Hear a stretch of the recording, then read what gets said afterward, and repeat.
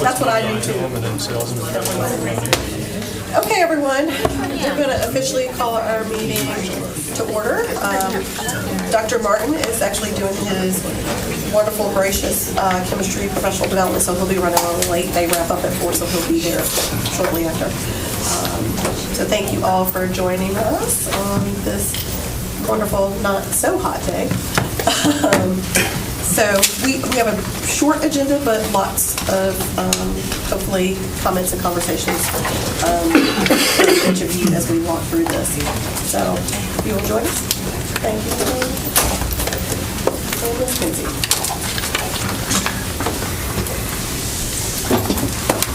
Ms. Kinsey, is that a phone or is that a backup calculator? It can be both. I couldn't actually see what it was. So I had it. All right, so while we're waiting for the screen to come up, 2 weeks ago we shared with you sort of the status of our knowledge of the state budget and the local budget, where we were at a certain time. So tonight we brought back for you a reconciliation process with the numbers similar to what we shared at the last meeting. So we're going to review the potential balancing of the budget through the reconciliation process and then the next steps with the budget. So this is where we left off at our last meeting. We have $24.2 million of local funding that was not provided.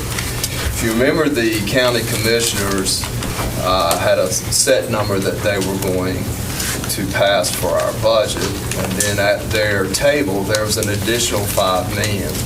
Of that $5 million, 1.4 to 1.5 was from additional sales tax revenue. There was another amount, reduction to transfer of Wake County Public School Systems capital. The final number was a reduction in the debt transfer of $1.7 million. We asked Joe Desiremore to look into the capital reduction and what it meant to us. And I think we've had that question a couple of times at this table. So Joe's going to share what he found out for us. Well, as Mark said, it was 1.79 in the debt side, and then there's 1.79 in the cash. The 1.79 on the debt side will be absorbed in their debt capacity model. So they would plan on that just being taken care of through that. The other 1.79 had to come out of cash. So we discussed this the other day, what the options were of doing that, and basically what you have is out of the current funding the next 2 years, there is about $34 million of cash in that funding. So a quick kind of way to look at it is if that over the next couple of years, over the next couple of times we go and ask for money, if we do not ask for 1.79 of that money, we just don't need it over that couple of years, then it'll get absorbed in the update and the bond, and we would move forward. The cash right now is spread out over the Wiley Elementary project, over the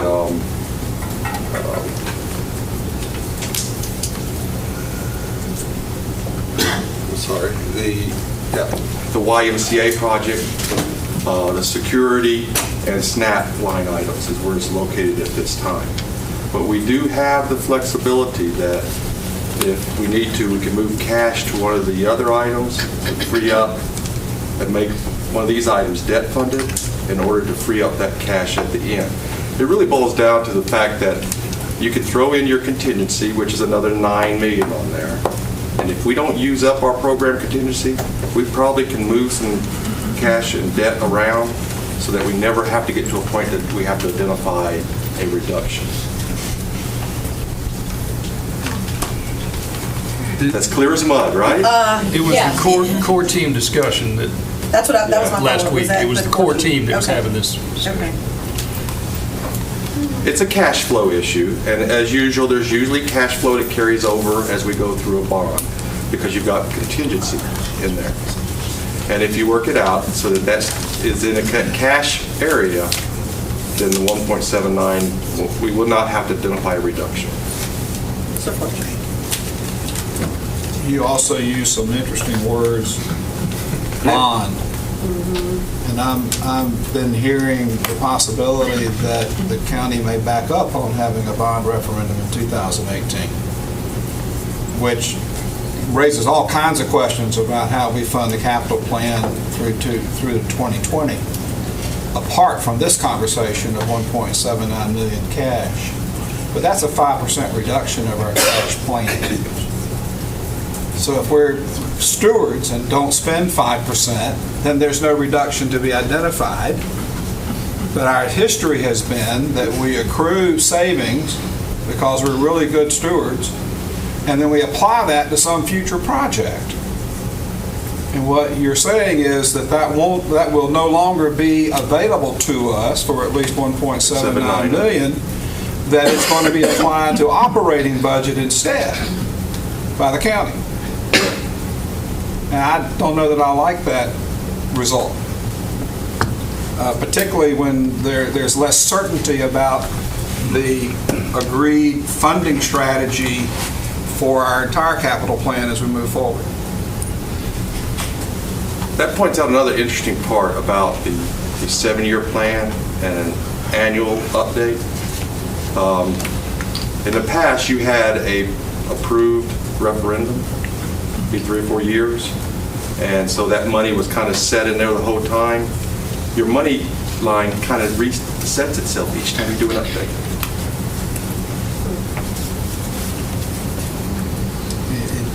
It appears it would be resetting itself to a lower number as we move forward, which was not our agreement up front. Was there any reference in core team to the referendum in 18?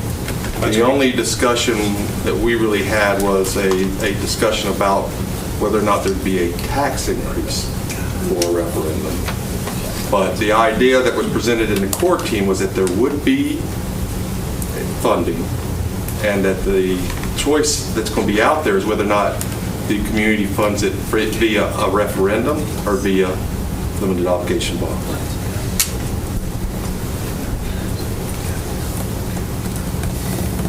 Follow up, Mr. Fulcher?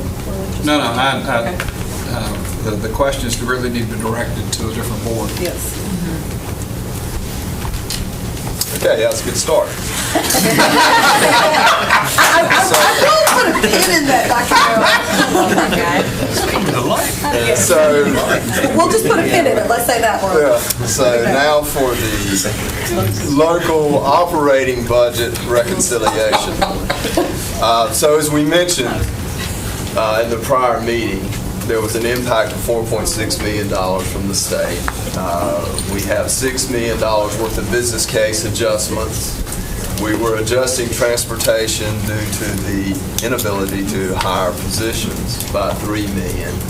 And we were putting in an additional $5.9 million of fund balance to help balance the budget. So we discussed the growth business cases, and there's not much we could do with growth business cases unless you decide that you want to change formulas as a board. The two areas that we had recommendations were in program continuity, and we had some corrections to the business cases that were seen in that first slide, and those are the ones that are red line. And so a recommendation we brought to the table was to delay the extra duty salary schedule. And under new and expanding, a recommendation that we brought to the table was to remove the additional counselors and other instructional support. And again, the red lines are items that we had already removed that you saw in the summary to start the presentation. So we took this information because it was pretty difficult for you to see, and we have now moved it into a little bit better type of spreadsheet, so you can now see the numbers. And these are the program continuity and the new and expanding programs that are listed on this page and on future pages. Yes? Just to be clear, so the dollar amounts are the amount of reduction if we choose to remove them from the budget? So right now, we're at a $13.9 million remaining to balance. And these are the amounts that were in the cases for program continuity or for new and expanding programs. And any amount you take will reduce that $13.9 million reconciliation amount. So these are the different categories you can look at. And again, we had the recommendation, for instance, this is program continuity, and you see the extra duty salary increase in there. On the next page, the third page, you'll see the counselors and other instructional support, the expansion of those programs. So, at the last meeting, Terry had a spreadsheet on her computer. She now has it again. So as you work through this, we can go through and tell you the numbers and the numbers remaining to balance. Those two items, and again, those were the recommendations we made, and you had some discussion. Those two items would leave us with $1.3 million remaining, is that correct, Terry? Yes. To reconcile. Just those two items would leave you with $1.3 million. But again, this is now, we turn it over to you to let us know what you would like for us to do. Yes, ma'am. So you're saying we would take out the expanded counselors? Did you say take those out?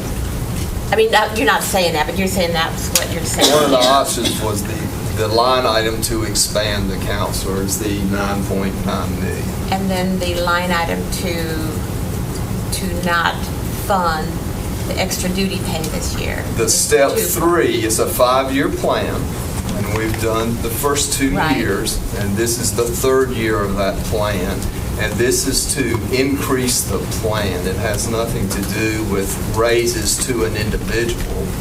It has to do with expanding the plan. So those are the two big cost items Yes, ma'am. that we could take out. But we could request those from the county commissioners as a program. Yes. Right, yes. Okay. So if 13.9 is your target, those two get you in close striking distance to balancing up, and then you Okay. just need to come up with another 1.x. But, you know, a number of you didn't want to go with extra duty last time we talked. Yeah. Then you need to come up with like 3.8 or in that neighborhood. But these are the pages that are still in play, any of which you reduce moves you toward that balance of 13.9. And the 3 of these total 13.9, or this is? No. This is more than 13.9. We can't hear down here. What was the, Do these total 13.9? Oh, No, okay. these are are all amounts beyond which we weren't provided funds for. So it exceeds 13.9. But for instance, if you pulled extra duty and counselors on the second page, then everything else gets funded, except the 1.3, the difference you got to come up with. So that means anything you don't strike out on these 3 pages, you're funding. All right, Have so we- the total for new and expanding alone, I've gone back to this page because there's a total. The total for new and expanding alone is 14.5. Program continuity is 4.3. So you sort of have a pot of 18.8 between these two categories, right? And there were a few cases that had some negative values, and if we remove those from the items too, it's 20.9 million, I believe, in the list on those 3 slides that we can choose from. Hard to hear We you, cannot hear Terry. anything, sorry. A couple of the cases had a negative, had some positive values on them and the negative values don't help at all. So once we took all of those out, if you sum these costs on these 3 slides, there's a $20.9 million list of things that we're working from. half of which essentially is the counselor, essentially, which seems to. Right, for the new slide, as you see here, we removed the negatives. That would just make your difference even greater if you touched a negative. And if we adjusted the charter school according to the gap that we'll get from local that we're not going to, or did that change at all, given we didn't get 24 million from the commission, from the county? No, we had already noted that as a potential risk, that we felt the amount on that business you case felt was like- low. Okay. So we feel like the value on there Okay. may potentially still be low. So We have to need to- wait and see what the student numbers come in for charter and for us. Okay. But we're That not makes sense. adjusting. That makes sense. We're not recommending adjustment there. Any other questions, process, numbers, what this means? Mr. Fletcher? Well, I just want, this kind of, out of a 150-page budget, this kind of crystallizes what we're looking at doing.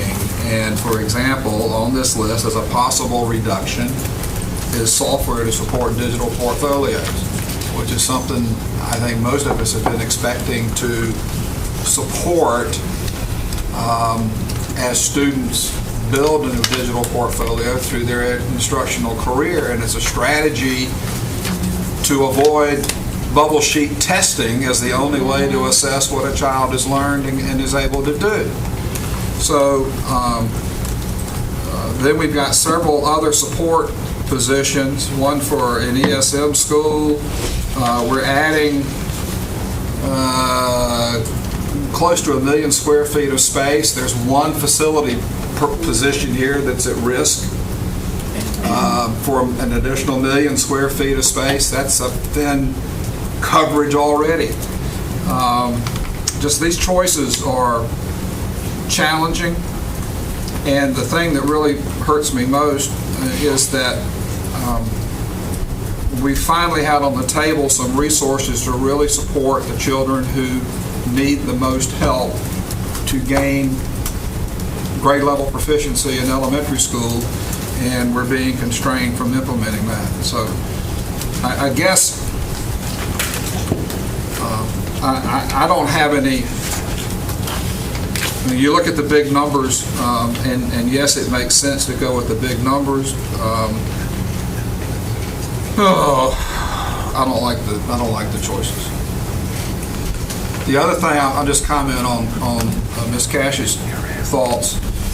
I hesitate to give the county line item budget approval, which we might inadvertently do if we go back and ask for a particular category, such as the extra duty compensation. I think that's an inappropriate decision for the county to have on their table.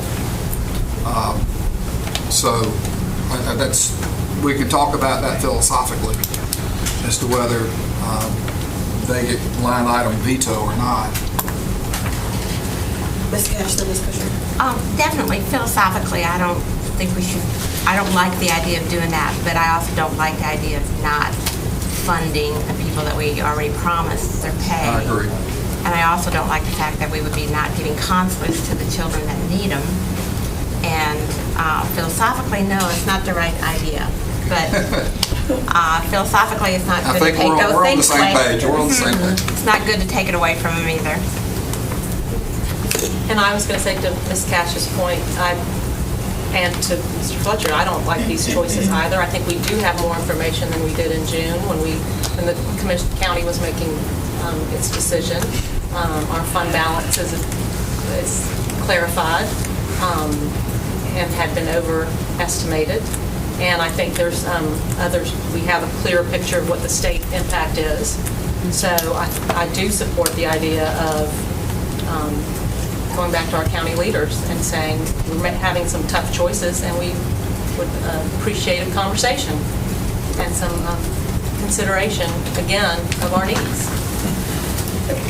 I agree. And I think the thing that I would add to that, very similar to our last conversation at this table 2 weeks ago, is also less about line item to me. It's more about here is the need.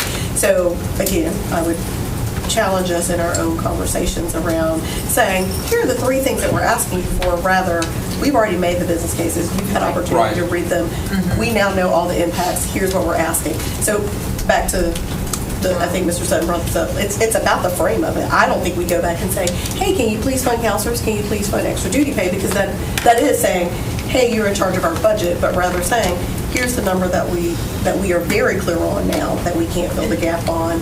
And so for me, I just would challenge us to also talk about the fraying, if indeed this board agrees to go back to the commissioners.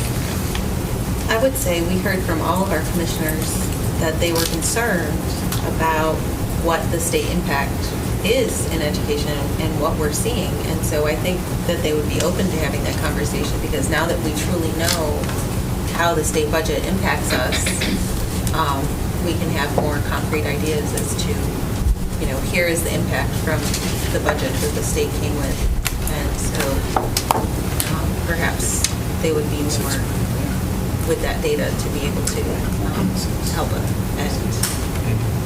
and help our students, help our kids in Lake County.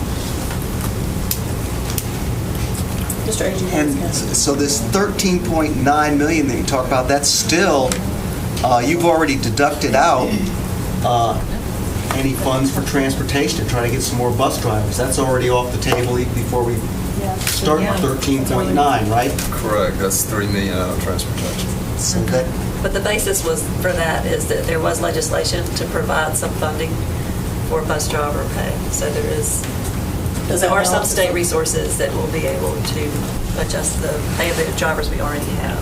right, they're probably not going to get to the point of being able to attract any more here in Wayne County.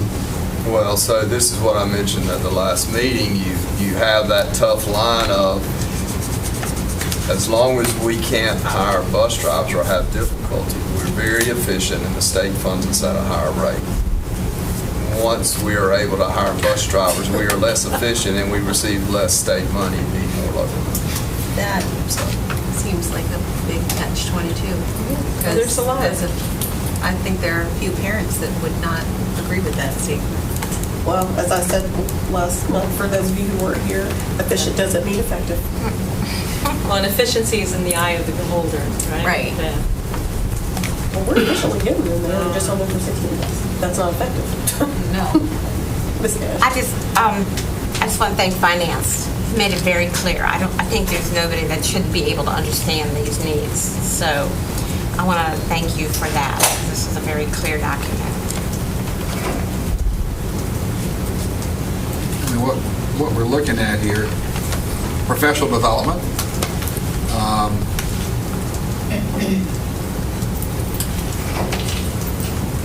market responsive compensation, which we've been trying to work on now for several years, real estate lease increases,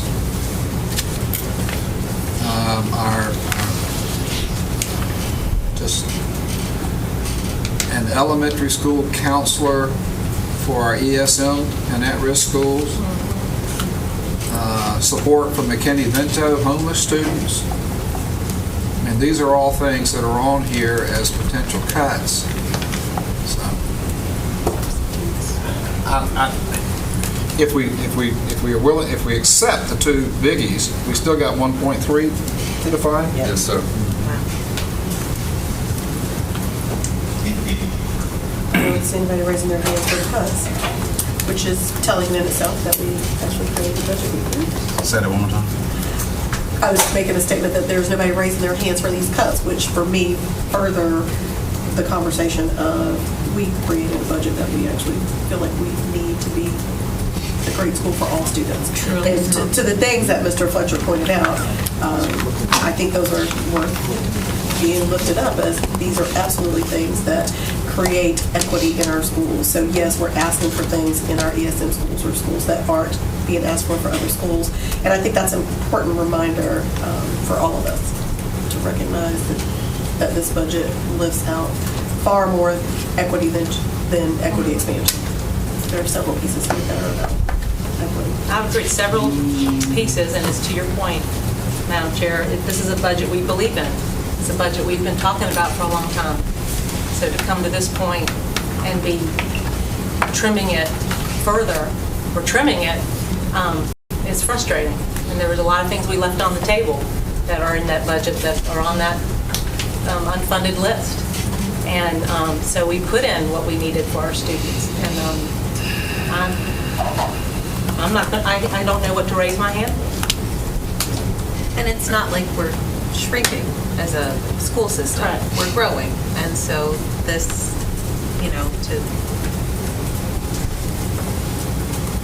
we're not going to be able to do more with less.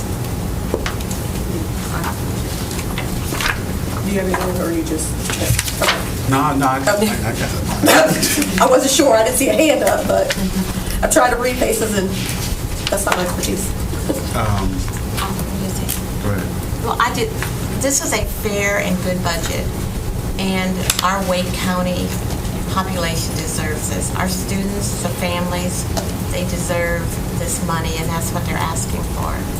So this is a more than fair budget. And as far as counselors go,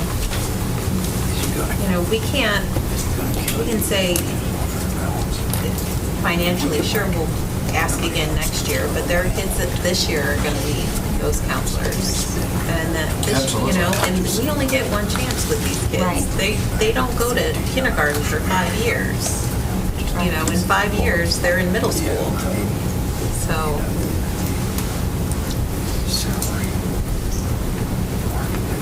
Yes, Mr. Sutter. Go ahead, Ben. I'll say mine for the end. I don't think we're at the end, but okay. We'll try for that. So, I definitely agree with all the statements that this is a budget that we believe in, that talks about our values. It's one that folks should see the need, all of that. But then there's also the point of reality. And I think we're sort of at that point. There's part of me that wants to believe that with further conversation, we might be able to move commissioners. If we move them to the tune of 13 million, from the conversations that I've had or hearing, I'm not so optimistic about our accomplishing that goal. And in my conversation, in particular, one of them who also said, well, we've turned over every leaf we could find. Something else he said, that are statements that lead you to a no. He said, well, we don't have any more debt capacity, so we can't borrow any money. He said, we've turned over every leaf we can find, and we can't find it. So what that sounds like means you get ready to tell me no. But he said, well, we can continue having conversation. I don't see the point of continue having conversation if at the end of the conversation you're still going to tell me no. I sort of think that's where we are. I'm not saying, so at what point do you kind of, I don't say give up, just live to fight another day, whatever you want to call it. And what I said to him was, well, show some leadership, because at some point leadership is not always saying yes. Part of leadership is also knowing how to say no. It's not there, I don't have it, I can't give you what I don't have. I don't know, and it's not up to us whether we know what they have or don't have, or can raise or don't raise. It's not our job to tell them where to find the money. It's our job to tell them what we need, and then it's up to them to go and find it, however they choose to find it. Beg, borrow, steal, whatever. In the same vein, in terms of that leadership, while we don't like being in this position and it's frustrating,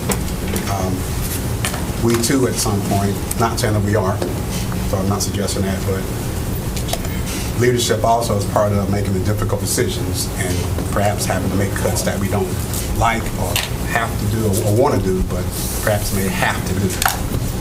That's leadership as well. So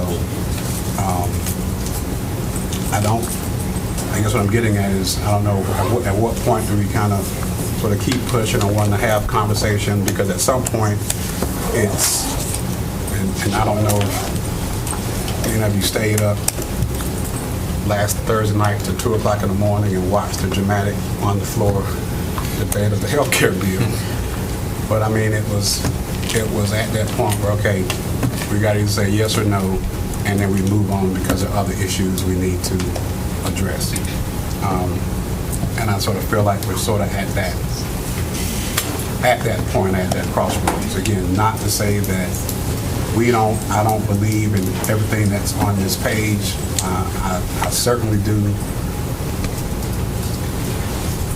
But I think at some point we got to kind of make a be realistic about where we are, where they are, and make some tough decisions, and then go on to next year and figure out how to accomplish challenges.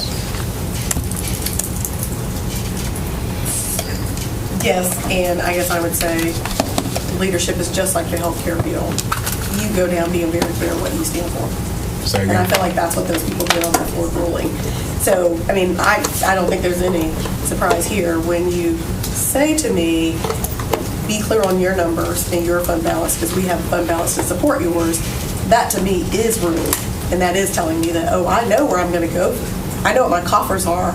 It's just a matter of have you defined your numbers and are you clear? Because we did have a lot of unknowns.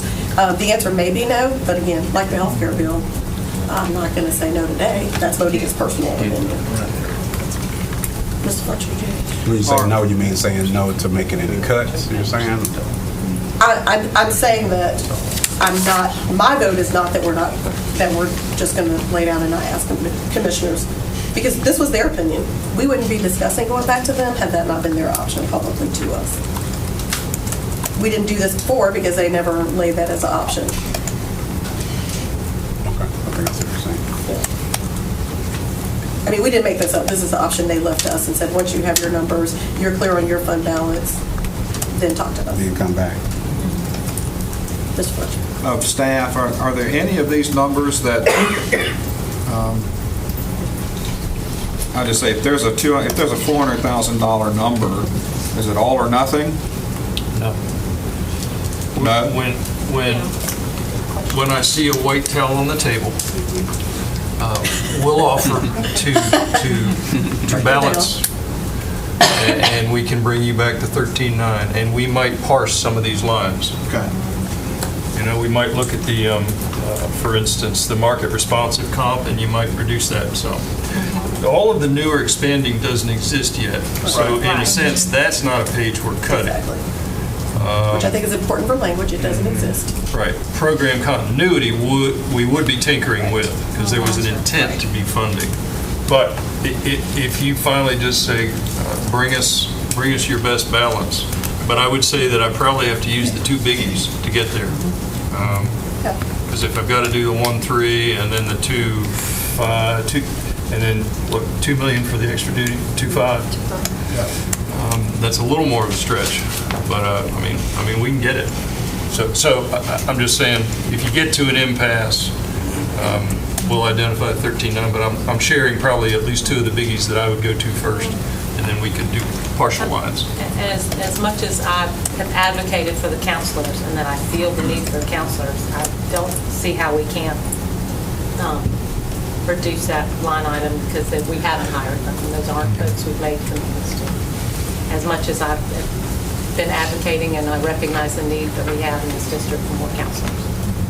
And I think that one, I mean, it being a new program, perhaps we can, as you mentioned at the RWCA meeting, go to the county and see how we can work with them and their current counseling staff, at least integrate some of the existing counselors to focus more on our schools or what have you, and then, you can come back next year. But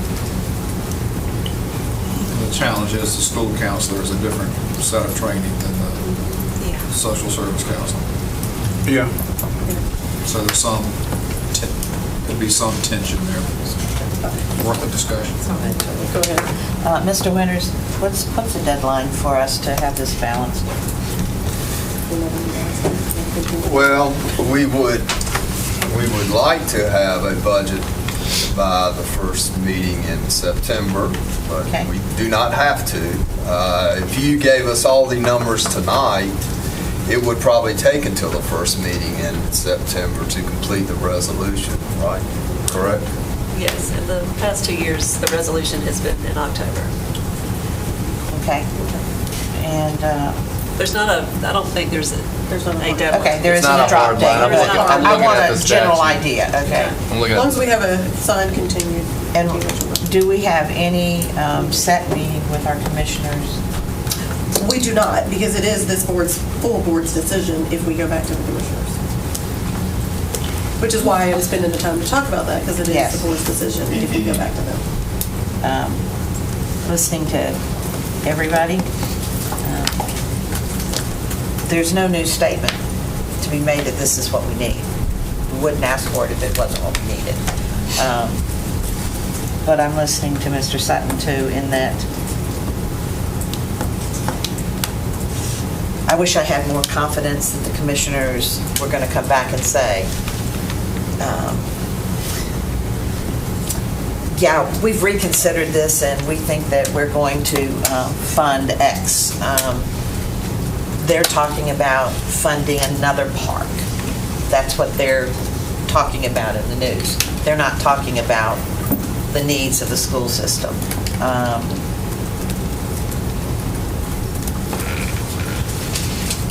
I'm willing to talk, okay, but I don't have a lot of confidence that they're showing us signs that this will be a meeting in which we will be able to give to our students what it is they really, really need. And if not, then we have to, as Mr. Sutton said, and Dr. Merrill Patel gets thrown in, we cut. I'm not willing to share it now, but I just did $1.3 million. It can be done, and it can be done. Unfortunately, we had to do it every year I've been on this board. 12 and a half is already. Yes, that's, and while, You're saying yes. 1.3 in addition to. Well, that's what's, extra if we duty take, and no yes. count. Mhm, yeah. We're not saying that the extra duty is not important at I know, all. I agree. It's extremely important. It's very important. But I've if- waited Yes. 37 years. We're not the one who Yes. said it wasn't important. Right. Well, I'd beg to differ, because it goes back to, we are making the decision. It is our At the decision. end of the day. We do not At the leave it end to of the the day, commissioners of what we yes. cut. Yeah. So that is our decision. So Yeah. I'll keep working and see an alternative for all that, you know, but we, What does, yeah. So in terms of process, it's 4:38. And what I need to know from this board is not what we're cutting, to Ms. Hartenstein's point. She has a list over there, but not sharing it yet. And I'm sure we all are clear that we can do whatever we need to, especially because some of these are not implemented, they would be new. The question I'm actually asking you in terms of process is really pretty simple. The question I'm asking, not how or how much yet, that's the second question, but what's the willingness of this board to go back to the commissioners with a number? Then we'll talk about that. I've always been for going back and asking again. I mean, I would feel bad not doing that for the public. I don't know how I feel about what their response is going to be, but I feel like we need to ask now that we've done what they've told us to do. I concur with Ms. Cash. I do as well. Same. As do I. I apologize for being late, but I was with my I told chemistry you, high right where school you teachers were. across the state, and doing professional development, which, by the way, is not paid for by Wake County Public Schools. It's paid for by my pocket. Thanks for the public service. And I'm not trying to say that to pump it up. I'm not trying to say that because our budgets for those kinds of things are woefully underfunded. But I'm absolutely in favor of going back to the commissioners. I think we need to be very clear about our needs. I think we were before, but I think we can sharpen that. But I'm absolutely for going back. What I saw over the last 2 days is we've got diversity across the state. We've got school systems that are better off than we are, and ones that are worse than we are. But we've got to make our case to the state, or to the commissioners. State too. State too. Yeah, to the commissioners. So, yes. Okay. Sorry, Mr. Agee. I think, similar to Mr. Sutton, we've heard where the county is. I'm not saying that we can't ask, but I think that we're at this point where we need to deal with this. You can deal with this, move this forward so that we can get something going here for a budget. If they somehow, say, oh, why didn't I see that, which seems kind of far-fetched, and decide to give you some more money, you can come back in and put it in later. That is actually the second part of why I said I've only asked this. I've asked the question in multiple parts. That's a great transition. That indeed we are still going to do our job as we have the last 3 years I've been on this board. We will balance the budget. It is our responsibility. I don't think we've ever shirked our responsibilities as leaders, and we're not going to start today. So we will do our job, which is the second part of that. And so that's why the first part is what's the will of the board, so we can be clear with Mr. Winters, Ms. Kinsey, and Dr. Merrill about what the will of the board is. The second piece of that is we do have to do our job, and that is my expectation of every board member, very similar to what Ms. Hartenstein's already doing over there, is are there things that you feel strongly about going? And if so, staff needs to know that so that they can actually start looking at where there's some consensus from board members around how we actually get ourselves to a budget that we can balance, if the answer is no. Again, I'm an only child. The answer always is ask, and all they can do is tell you no. So, just so you're clear on my hearing. And then as I say to my daughter, and then you have a public no from me. You don't have to question what I think. And these are all listed in our budget that we put out, so we can go back and look at the business see what they case. are Yes. and make sure that we have, because I want to make sure I have a good understanding of Which is a what each one really great is. point. You can go back through your Yeah. book and look at the case report. Dr. Martin. If I can just say, and I agree with you, Don, that I don't think we're going to come to a situation where the commissioners are going to say, oh, here's a pot of money that we didn't see, right? And I see this as an and strategy more than an or strategy, right? But what we have to recognize is that our fund balance is at least no bigger, but it's often the same size or smaller than the fund balance of other county organizations. So we've got to put the two on par. We can't just attack our fund balance and not theirs. We recognize that the county's fund balance has been growing while ours has been shrinking. So there's not an aha about here's a new pot of money. It's that there is this money. What are you going to do with it? And whether the commissioners would also recognize that, maybe it's a 1 2 cents tax instead of the 1.4 cents tax, what have you. So it's not a matter of, aha, there might find something. We're not going to, this is not solving a budget problem by finding coins in the couch. This is about going and getting that second job because the car is broke and I got to get a new car. That's what we're talking about. It's getting that second job. And we as a community have to decide, are we willing to get that second job, only for the foundation of our future? That's it. Ms. Blumberg, you had your hand like you were jumping in for me. So it sounds like you largely covered it, Mr. Agee's point that he raised it, and I think the board sort of got around the fact that you all were going to move forward with sort of balancing the It's budget. both I mean, and. the timing on that, I knew you would, there was never any doubt. The timing on that, my suggestion would be that certainly the intent of the statute would be that when the county's made its appropriation, that you all would move forward with approving a budget. I know you've had interim ones, and so the thought would be, does it make sense at your next appropriate opportunity to go ahead and do that? That doesn't keep you from then asking the county as you wish. So it's sort of the sequence and the timing on it. I think that, with all due and fair speed to move forward with approving your balanced budget. So are we discussing the cuts today now? Well, yes, you do have a few minutes to discuss those if people already have a list that they want to share.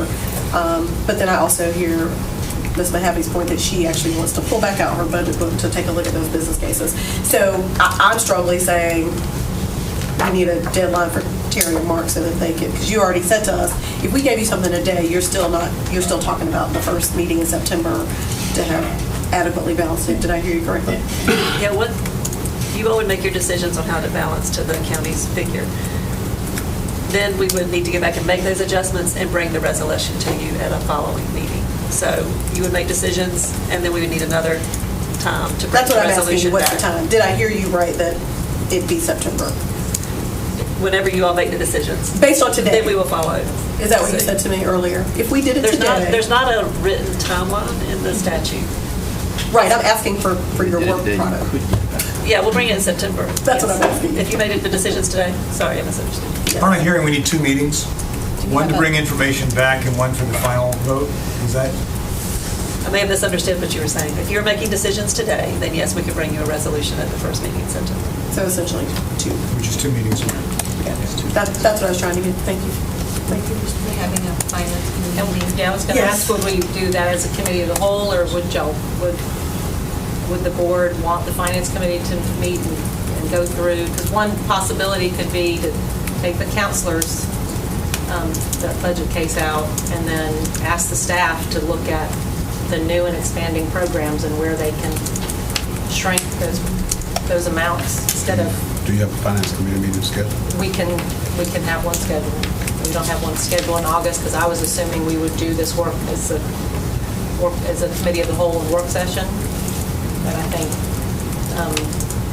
Ms. Cash and I can get together and find a date with staff to have a committee meeting and do some down and dirty and more the detail work so that we don't have to do this in work session. Whatever the pleasure of the board is, Madam Chair. Yeah, so I'm fine with the finance committee, but I do think each board member should do their due diligence and make their recommendations for me, that's been I think the most equitable way since I've been on the board is each board member weighs in. So I do think there has to be some work of the whole. And, go ahead, please. The extra duty, I mean, it sounds like that there was consensus around the counselors with great regret at this point. Is there, when you're starting to look at the next cuts, is there consensus around the extra duty, or is that part of what you're looking at? Because when you're talking about the 1 point, is it different, 1.2? I haven't heard a consensus on anything yet. Okay. Yeah. All right. No. Thanks for moving us along. I haven't heard a Not consensus. happy, but yeah, that's. Okay, got it. I was going to say process-wise, and I support the decision of the board either way, and I'm just not very optimistic. And I do know. We got it. I do know what it looks like when you show me a certain part of your body to kiss. So I think that's what we're getting from the county commissioner. So I do know what that looks like. However,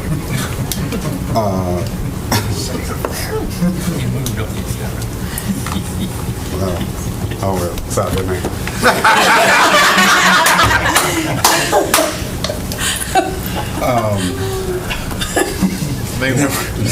Now to recover. Give me a second to recover. Nevertheless, if we could have the time, over the course of the next week, and then either at the finance committee or a special call meeting of the entire body sometime next week to make those decisions so that can be brought back at our meeting on the 15th. Where we make the decision and then the resolution can be brought back by the first meeting in September. Probably definitely, yeah. Or second. Yeah. Then that sort of keeps us on schedule, which I think is important. Again, so that decisions can be No made. disagreement here. Word can get out to staff. That is my And we can recommendation. go on about our work. Yeah. Whatever decision Yep. may be up or Agreed. or- And to Mr. Blumber's point, we can choose to still balance his budget and still engage in conversation, which we will do. So yes, that was the point of this conversation, to say, I think each board member has to weigh in.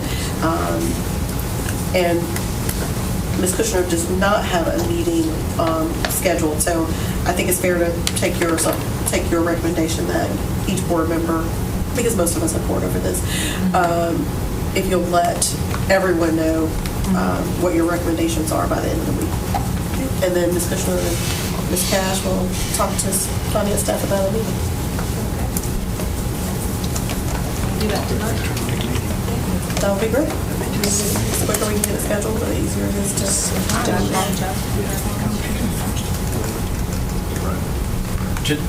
Just to be clear on the way information's moving, board members should send to staff individually. You copy the full board. Yes, it's an open meeting, Mr. Bloomberg. So- Pretty clear. Oh, that was good. I mean, you'll all See, see. Ms. Bloomberg, that's what you say. That's your job, to keep us honest over here. Hey, No. You'll all No, see it no. all eventually, but we can collect it for you and then share it with you at the right point. Thank you. You were going to let us walk away without that, gentlemen? So not like you. Everyone understand the process. By end of week, please keep Okay. on staff. So my end of the week will probably be over the weekend, That's fine. but and we'll work to try to find it in. If you wanted to do a glass half full, you could also start from the other side and say, no matter what, protect this. Right. Yes. Okay. I mean, or both. Or you could do like me, Or and just both. chop them all in half and say, I'll give you a little bit of this, a little bit of that. I live in a both and world. In that regard, can I get some clarity about the SCORE funding that's on this page? Because we've ceased an agreement with another organization that was supporting some of our suspended students. This seems to be a budget expansion item that really isn't an expansion, it's just in a different category. So, I mean, it's serving young people and helping them develop the tools they need to get back into school. the SCORE Academy, Yeah. Academy. So we have not actually. We have a couple of sites. We have some things on standby. We have a plan for a principal, but we've not dropped the hammer on executing. We have 250 kids ready to enroll immediately, another 140 on a wait list, but we've not done it because we need to secure the funding. And what do we do with those students? So where do they Today, go where are they without now? this line item? Yeah. Well, where are they today? I mean, they're just a number? So we have a threefold plan with with the students that we're picking up, some that we would take on into the SCORE Academy, some that might be referred to other community options that support the same type of work, or possibly some more intentional work with our collaboration with the existing program at Wake Tech around both GED and adult high school diploma. And so we've taken the list of students and sort of divvied them out in terms of who should we serve, who do we refer here, who do we refer there, and we're ready to do that whenever we are secure with the funding. But until then, we are on hold of it. So are these students part of our graduation cohort calculations? It depends on, if we're talking about the students who were formerly with our partner that we contracted with, that were dropout students that we brought back in, they eventually will count as dropouts for us again. Because you can drop out more than once. Okay. So, yes, they will if we don't enroll them in somewhere. If they don't enroll somewhere, yes, it will count again. 250? Yes. So it's a frontal attack on our goal. It will impact our graduation rate. No discussion. So is this line item different than the one on page 150? Is that changed?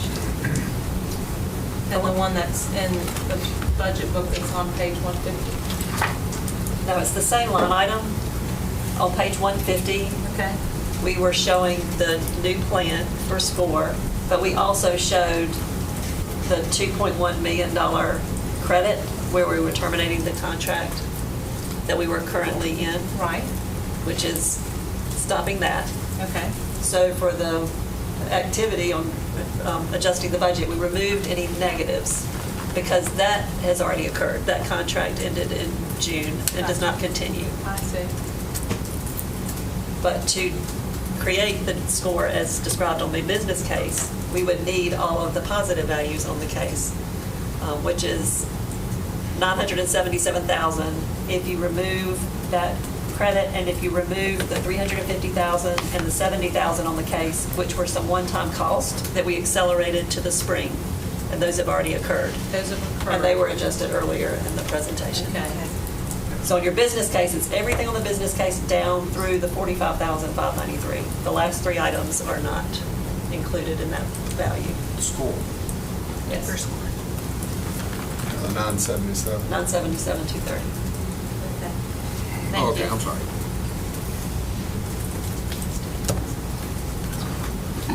Any other questions?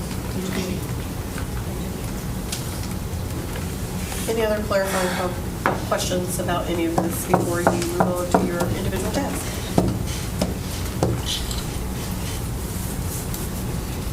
Okay, if so, you'll probably receive those in an email as well. Thank you both.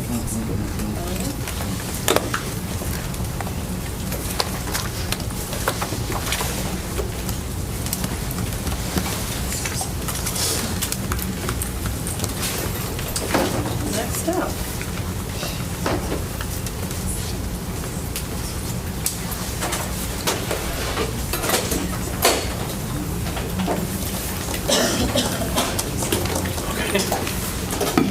Oh, another portable prize. No, makes this one, makes this one look easy. Indeed, indeed.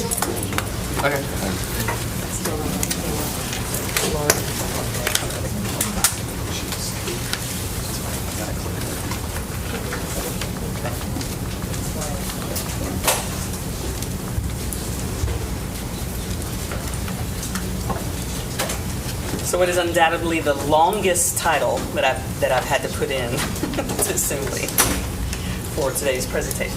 I'm good.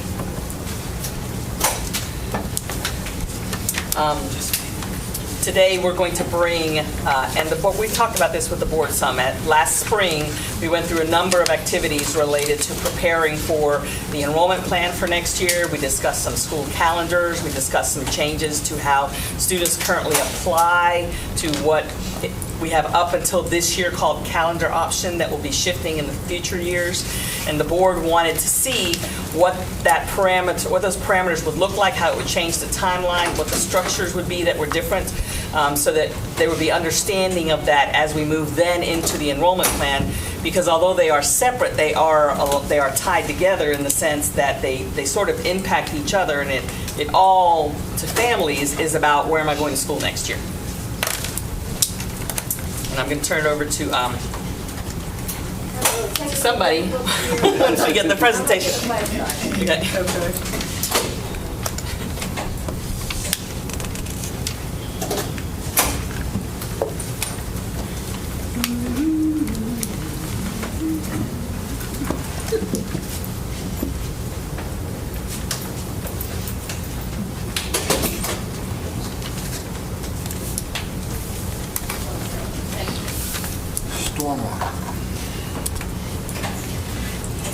So as we go through this today, we are seeking feedback on what we're proposing in terms of how the timeline and structure will work. It doesn't turn into an action item or anything like that moving forward, but we need to make sure that there's an understanding, and any questions that may come up about what's on the timeline or the structure would be important to answer. Because again, one of the things that I'm trying to do really is look at this through the lens of a parent, not just a staff member who understands everything that I'm saying.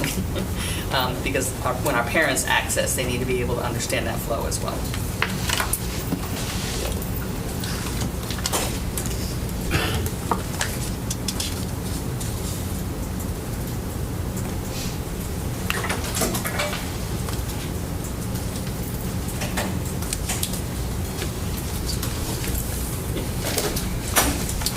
So why are we here? We're here to follow up from that conversation, as Kathy had shared with you, to provide you more details from that previous conversation, as well as to show that we're continuing to have an emphasis on Policy 4150, specifically the student achievement pillar and the operational efficiency pillar. So here's our current timeline. We start with the Magnet Fair. This kicks off our application periods that begin in that time period in November and go all the way through May. So the Magnet Fair is where parents can go get information on the magnet schools, and then shortly thereafter, the next Monday, we open up the early college application period. This is where families can apply for the early colleges, the leadership academies, Crossroads Flex, did I miss any? Leadership schools, okay? After that, in December is when you vote on the assignment plan. We then take that information, create the initial assignment strips. That gives the students their school assignments for the next school year based on their address. And then in that assignment strip, we also include the timeline of the events moving forward for that calendar year that they can apply to try to get to a different school. Those get distributed to families on January 5th. That also opens up kindergarten registration and pre-registration for students who'd like to attend Wake County schools for the next school year. From there, the magnet application opens. After the magnet application closes and results are posted to family accounts, the calendar option and the early transfer application periods open concurrently. The calendar option application period is when families can apply to the opposite calendar of their base school, of the base school for their address. For example, if your base school is Forest Pines, you can apply to North Forest Pines, which would be the calendar option for that particular address. So it would be for both. In the past. In the past. In the past. Thank you. And we'll go through those changes that were updated for this year. Okay, the early transfer period is something that we had started recently, which gave families 5 different reasons why we would guarantee a transfer, and then we process those applications and then assign those students right after that application period.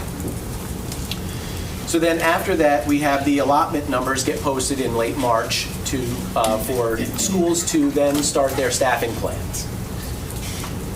After that happens, we have the final assignment strips, which go out May 1st, which again, after all of these application windows, give families, again, their final school assignment for the next school year. At that point, we open up a 10-day window, 10 business day window for the final hardship transfer period, where families can then apply to try to get to a different school. All the applications during that time period, if they're denied by staff, have the right to an appeal. And then those appeals begin right after that period ends and go throughout the summer. Again, it's after the year-round school year starts and goes all the way through the start of traditional calendar school. So using a lot of that feedback, we used it to make some changes, positive changes we feel for families and for schools. Can I just ask a quick calendar question, Glenn? We talked about this some before. I hadn't realized the differential was that much, but the early college application period ends December 16th. The magnet begins January 12th. To many of our families, the early college and magnet are seen as sort of one and the same thing. This almost implies that the early college is a priority over magnet. What if I'm a parent that says,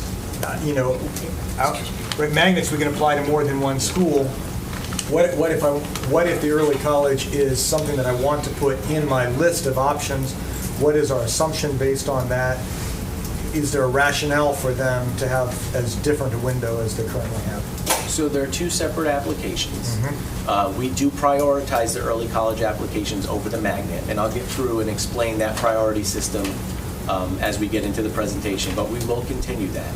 So you can apply for an early college application and a magnet application.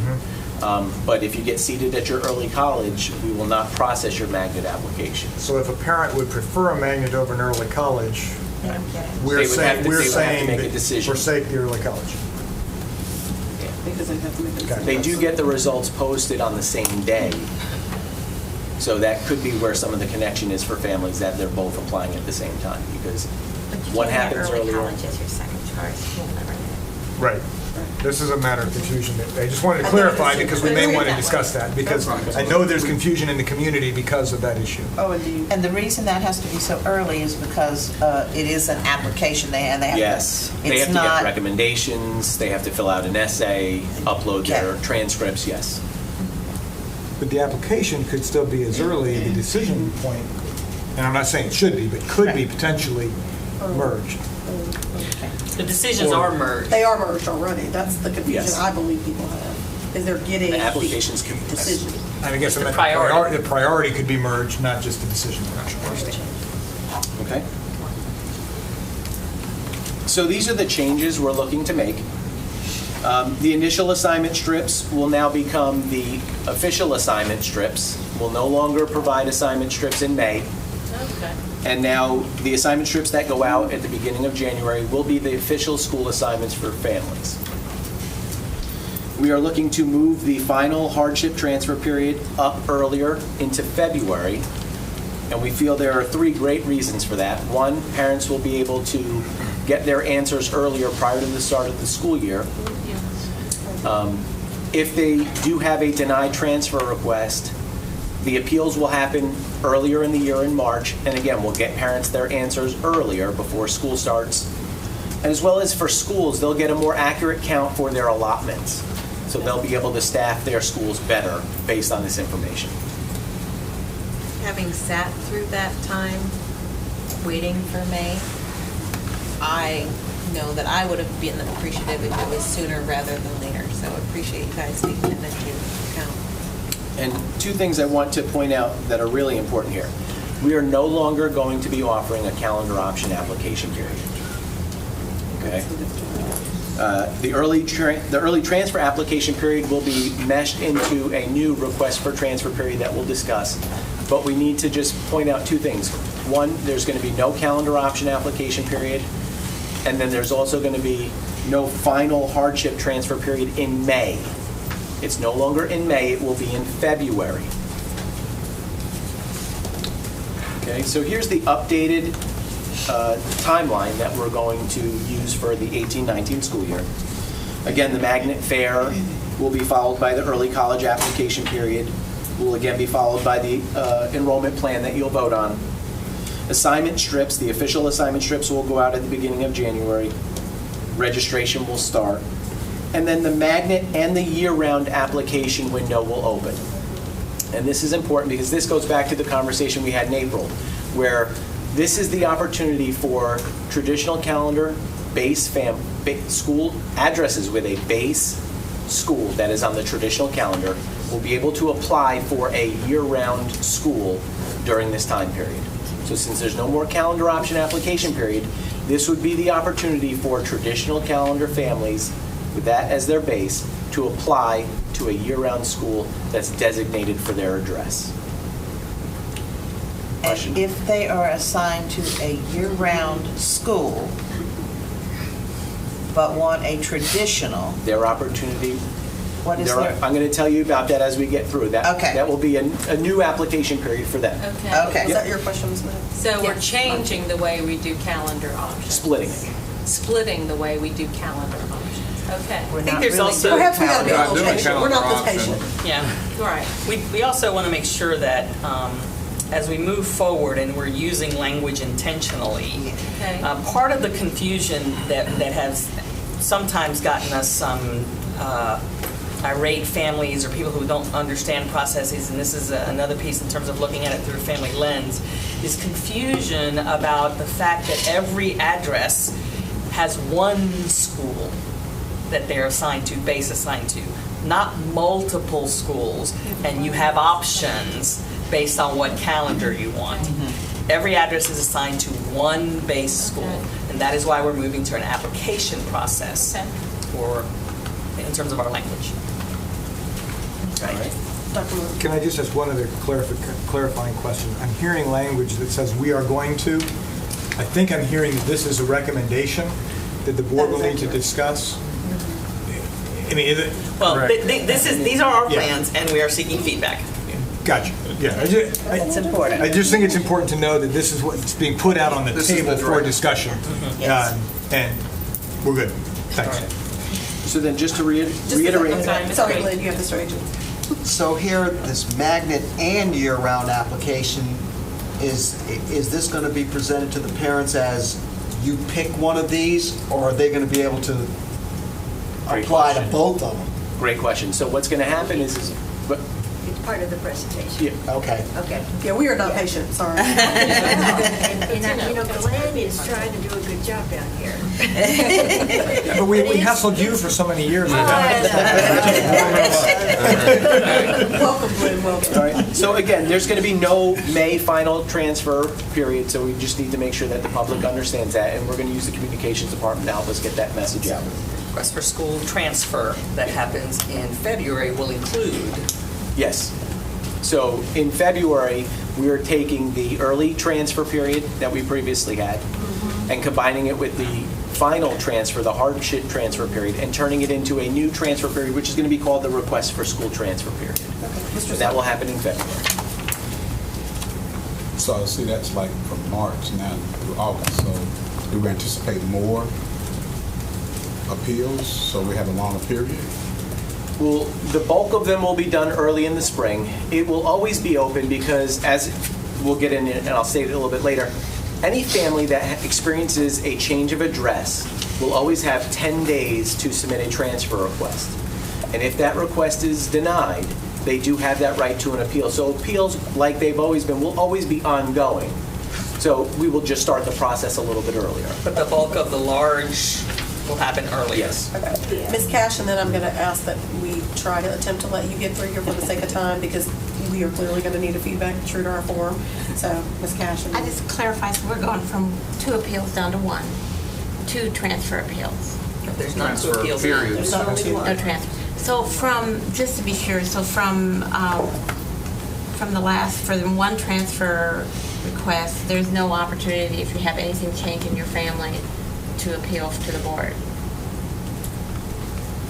Well, you mean for? It's not an address change. Right, it's not an address, anything that happens to your family, it's not an address change. I think the difference is what is appealable.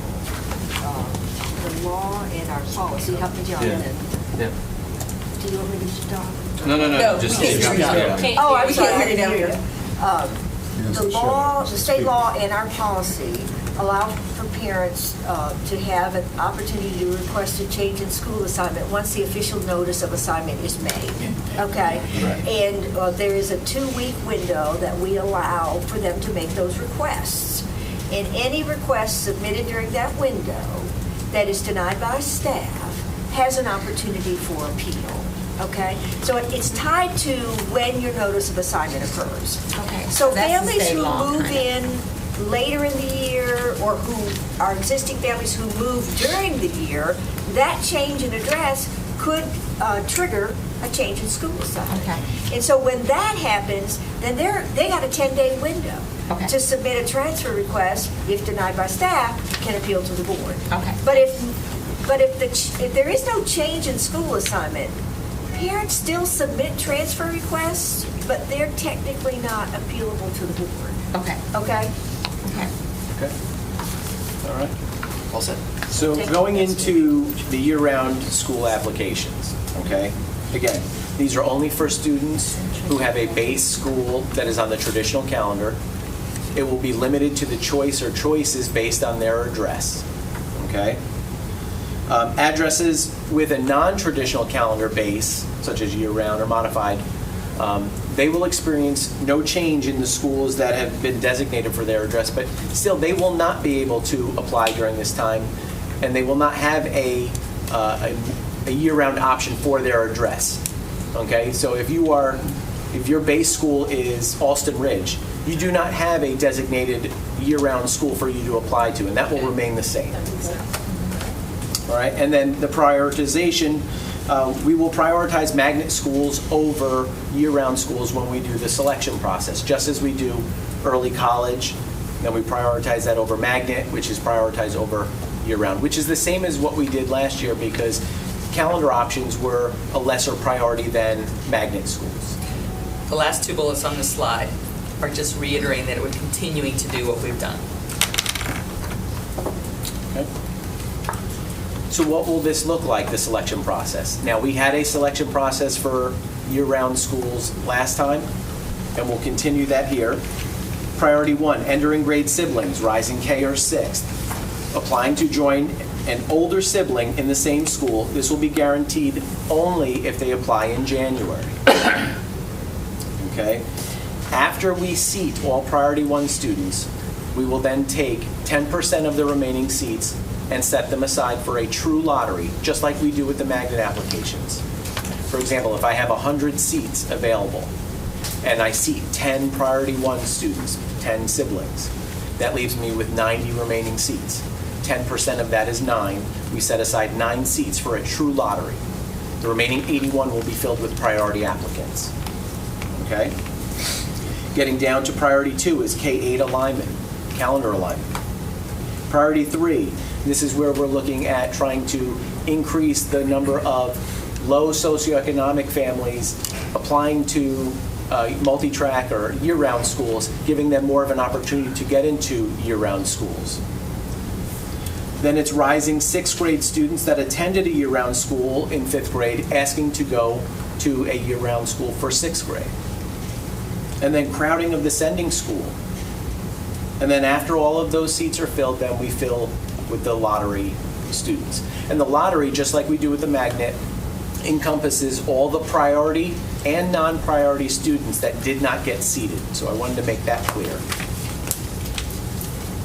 Is there a reason with the SES we couldn't go both ways, right? Because we have some year-round schools that are high SES populations. Could someone coming from a high SES area get the same priority points into a high SES sorry. Low to high. If you've got a high-income area applying to a low-income school, should that not have the same priority as the other way around? We're happy to look at that We can and see, investigate yeah. that, absolutely. Yeah. Trying to think of an Yeah. example, but. Yeah. It's sort of when we talk about magnets, magnets have two poles. They Right. ought to be able to go both Correct. directions. Correct. I would agree that we would want to do that, so we'll take a look at it. So once this application period is done and the results are sent to families, Mr. we'll then Cardoza, can I start. ask you about year-round before you move away from that? Is staff recommending or looking at any changes in who is assigned to a year-round as their base? We're saying we're going to go to an application, You look at the base year. but are we actually going to have any seats available at a year-round school? I hope I'm asking my question clearly. Generally speaking, our year-round schools are under enrolled. So there are seats available. And their not bases are everywhere. very small. And their bases are small, so if you're in some cases, and if what you're asking is, are we addressing base assignments also, that would be part of the enrollment plan, and I'm trying to remember if we've got any base assignment changes, which we're not done with the enrollment plan yet, so. Yeah. So Well, we're opening 2 elementary schools and potentially some base assignment changes there. So students who are currently in a year-round school, and that is their base school, does not need to apply. They will, but it's in a different Yeah. application period. You'll see here in a minute. Even if it's your base? Oh, to go to a year-round? Yes. Yeah, they're already assigned. So they're there? Yes, Okay. yes. Any student that is currently in a year-round school who does not live in the assigned base but is there, do they have priority as status, or do they have to apply to stay there? Okay. If you're there by base, unless you move, we continue that assignment. Okay. If you're there currently by application, unless you move, we continue that assignment. You do not have to apply year after year. Okay. If you're rising into 6th grade and your base is traditional and you've been in year-round, you will have to apply to continue in year-round. If you will have to apply. Yes. Because it's not your base. Right. Right, All okay. rising 6th graders are assigned to their base for their address. And if they have been in year-round, their base at middle school is not year-round, are they given priority? Yes. Yeah, that's priority, the The fourth last one. priority.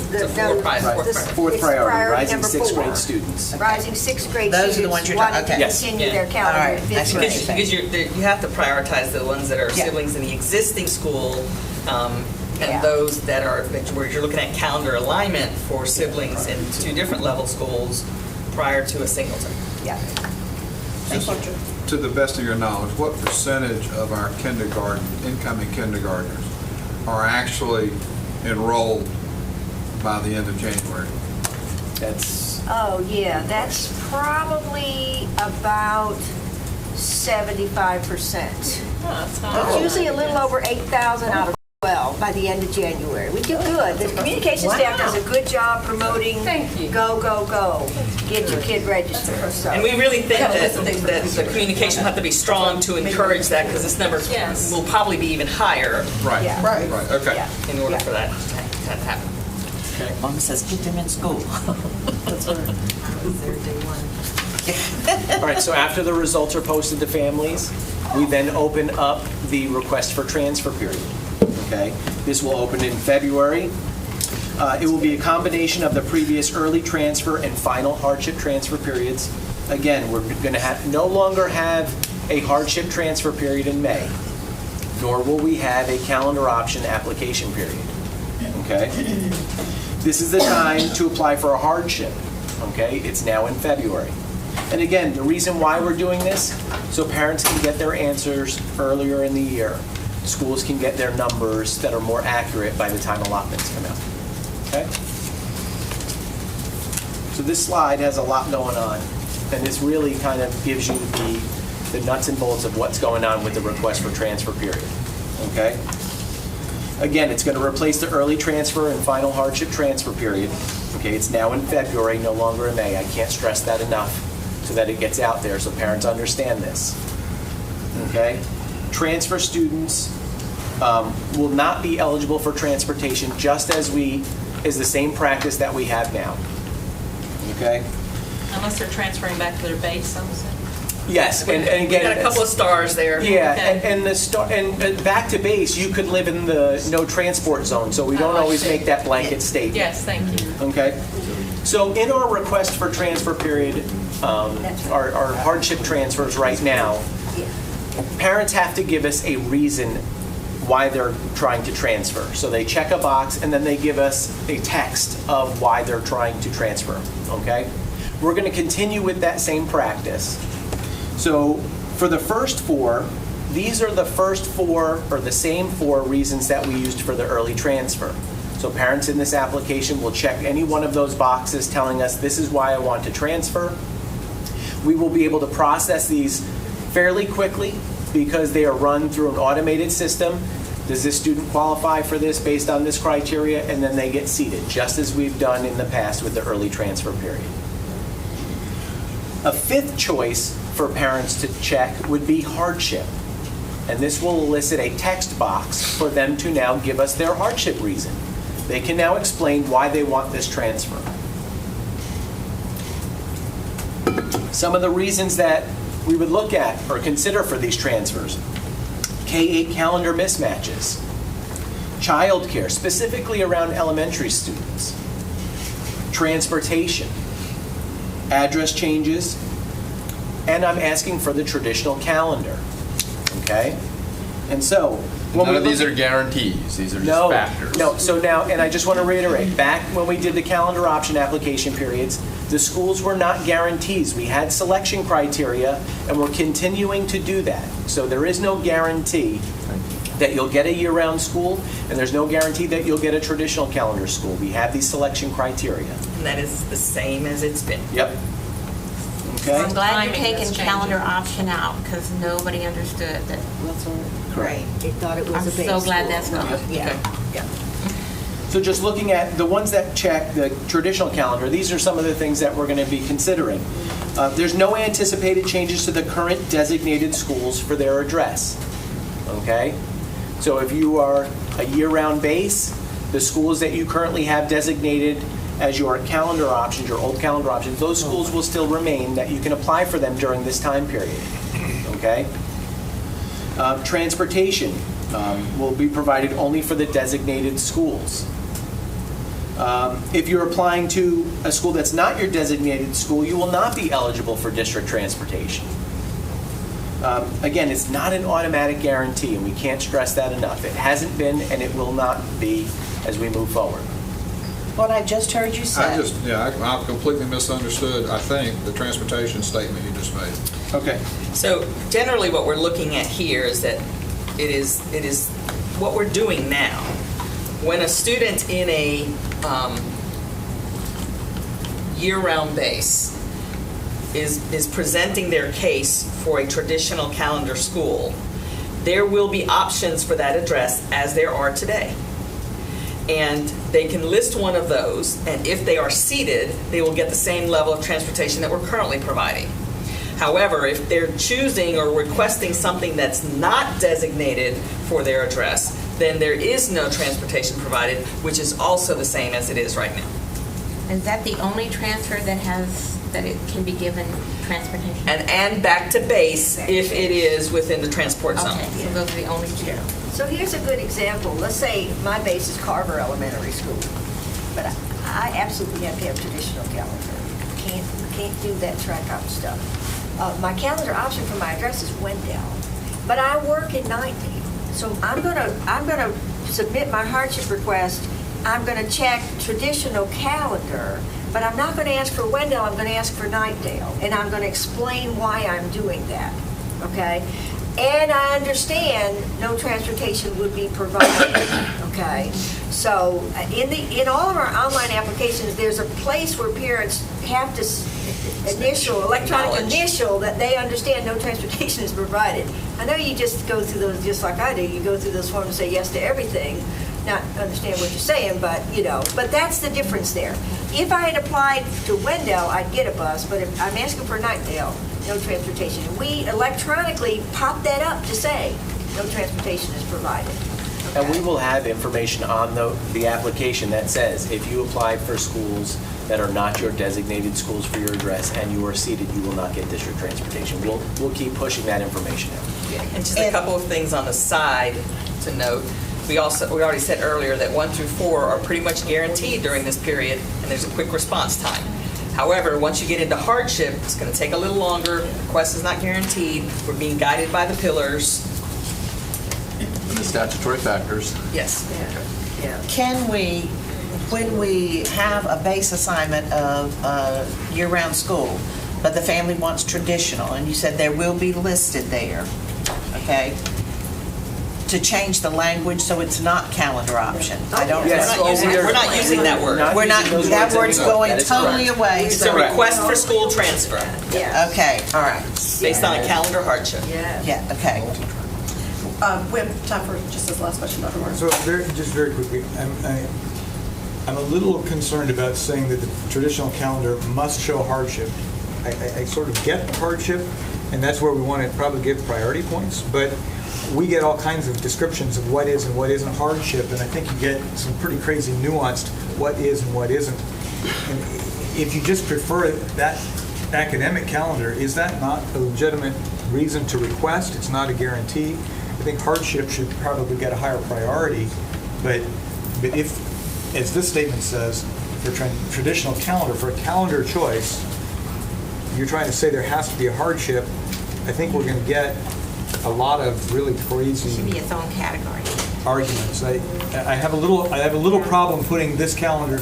I like what you're doing with this. So, I just have a little problem putting. And we may want to look at choice as hardship versus rationale, but in either way, it'll come out in the text box. I want an explanation of why you want it. Yes. I understand.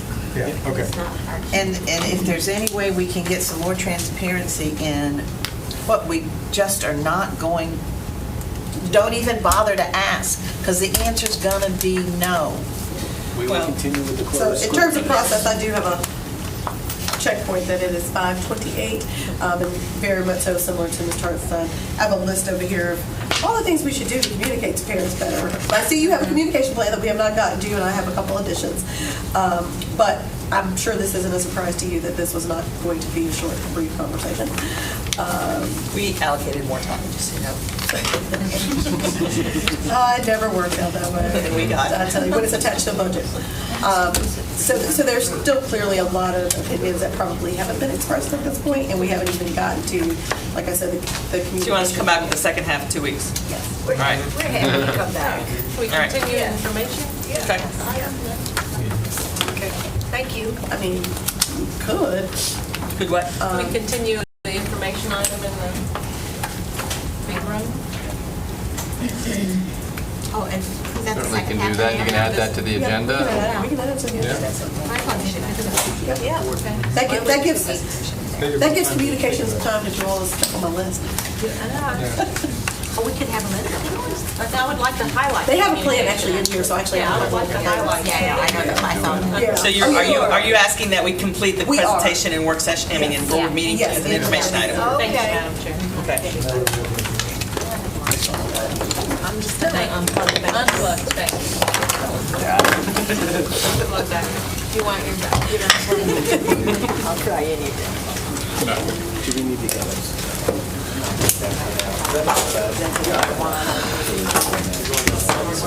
Oh, we do? Oh, perfect. So we only have one school. That one?